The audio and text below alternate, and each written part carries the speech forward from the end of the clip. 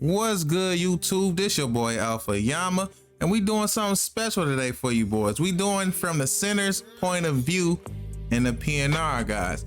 This is to help my centers be way better, knowing how to set the run the PNR exactly.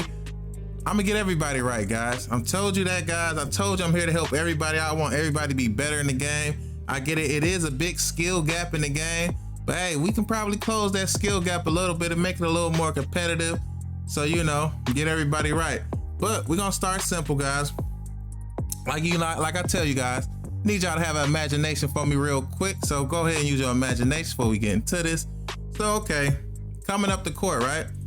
Point guard, boom, the hash. Now, guys, if you watch my how to play defense video, which I'll leave in the description after this one, well, I'll leave at the end of this video. This line right here to the left of me, the white line on my left. Now, when you're playing the hash, let's just say the hash shooter's on the right hash. Then of course you got your corner shooters, both corners. So boom, me and the point guard are going to work this hash in this middle. This is our area to work in far as for the shooting. And like I said, this line right here, guys, to the left of me, like I said in my defensive video, use this line. It's a good guidance. It helps you know where you need to line up to set the screen. So boom, he comes up. I set the screen from him, right?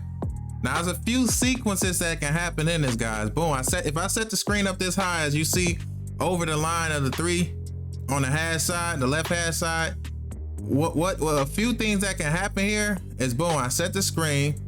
Now the point guard can, boom, he can hit the screen, he can roll off the screen, and of course come to the right, and boom, I open him up for a three here. Or I set the screen, he hit the screen, I hold this. Now that's another thing, guys. Make sure you hold the screen. Don't be so quick to just roll off the screen, to just roll to the basket. Sometimes you can hold the screen long enough because sometimes your brick wall might not hit as hard the first time. So sometimes the point guard is dribbling to push the player more to it in the screen. So once he hit the screen, it's a hard enough screen. The point guard knows when it's a good hit, when it's not a good hit. So he'll hit the screen, like I say, he'll roll to the middle, or he'll fake as if he's rolling to the middle, still hold the screen, and he might just step to the side of you and boom, pull a three right here. Or he might hit the screen because it's high up. See, the center is gonna have to decide in the paint. The center in the paint is gonna have to decide, is he's gonna help, or is he gonna just sit there in the paint, or is he gonna have to come up at the free throw line? He's gonna have to decide a couple of things. So you're setting the screen, so boom, you're watching the. Remember, guys, at the center, you have to be watching the center and watching the paint, what's going on, what he's doing also. So boom, as he's setting the screen, like I said, he can go to the middle, he can juke back and hit the left and stand to the side of you and hit the three, or boom, he can roll, like I say, and drive to the hoop and get an easy dunk. Or you can set the screen if the center comes up so high that he's trying to help too hard. Now the thing is, he's expecting the point guard to shoot the three, because he got used to the point guard rolling and using the screen. He sees that point guard is effective of the screen, and he knows how to shoot off of the screen. So when he comes up too high, you have to time it just right. He'll run up and boom, as he's coming up, like pat towards that three line, boom, you roll, get to the hoop, and get an easy dunk, guys. And that's why I say it's good to have speed as a center, because if you running more of a slower build, not saying you can't do it, but he might roll to the paint slower. So, but if you got that speed, then like, that's why I made this new build that I got, guys, the diamond finisher, because he's fast to roll to the paint. He has limitless takeoff goal. He has posterizer. I have slithery. I have all the animation for all the posterizing dunks and contact dunks.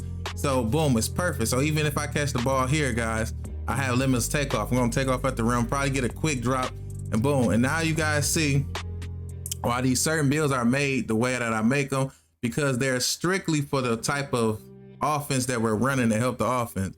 Or boom, another one, guys, he can roll to the paint. And as he rolls to the paint, I can come over here and set a screen for the hash. And the hash can roll to the middle. So the thing is, he's going to the paint. The big man has his eyes on the point guard. And as I see he has his eyes on the point guard, I'm coming up to the hash and I'm setting the screen for the hash. And the hash shooter is gonna roll, because see, his defender is gonna be paying attention to him too, the guy who's rolling to the paint. So they're thinking he's about to dunk or he's about to kick. So boom, I come up, I set the screen, the shooter rolls and he can hit the middle. Now the point guard is already in the paint, guys. The big man is already in the paint. I screened off the hash shooter. All there is 2 corner shooters. So for them to run all the way up to play defense is going to be pretty hard, or they're going to have to really know what we're doing, guys. Or with the pick and roll, or you can pick and roll, guys, roll. Instead of going in, if it doesn't work, you can sit on a block. And then sometimes the point guard has that free throw range to work with. The big man might have to rotate up. The point guard might try to get back, so it kind of messes up the defense, and a good point guard is going to see you on the block. He's going to throw you a oop, and then naturally the guy's going to go into the animation, and boom, he's going to get the standing oop. And that's one of the ways you can run it, guys, with the pick and roll. Or sometimes they want you to run an off ball screen. So you'll off ball for the hash, boom, you'll set a screen for the hash. So the hash, the point guard might drop down, the hash might go to the middle. Or they might call a certain type of play, guys. There's different plays they can call, and you might just set a screen in the middle, and they might wrap. The hash shooter might wrap, and the point guard might move. So both players are going to boom run into your screen. So more than likely, either the point guard is going to open up, or the shooting guard is going to open up, or the hash shooter, whoever your hash shooter is, whoever has the best shot, is going to open up. So then that opens up both hashes to shoot. Just different types of plays, guys, that you can just run pretty much with the pick and roll. Or if you're running more so of a shooting center, like if you have a little mid-range center, of course you can do a pick and pop. You can set the screen, he drives, and you can roll straight to the middle, or you can just drive, screen, step back, and boom, pull the 3 right here. That's more so for if you're running a pick and roll with a shoot, like the pick and pop, more so than the pick and roll. But another one, guys, it's just it's a bunch of different ways you can run it. I'm not going to go into super full detail of what all you can do as far as with the center, but I'm giving you basically the basics of it all, guys. So like I said, you can set the screen up here, up high. He can roll to the middle.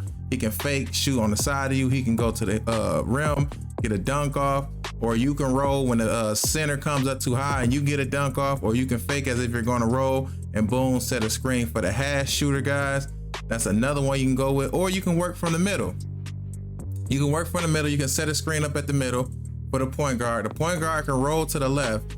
Now, 9 times out of 10, the point guard, boom, set it up here. He rolls to the left. He has this whole area to shoot from.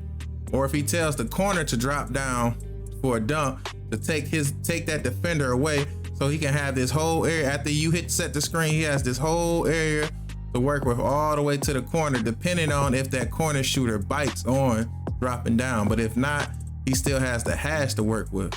So as far as that's pretty much the view from a center's point of view, guys.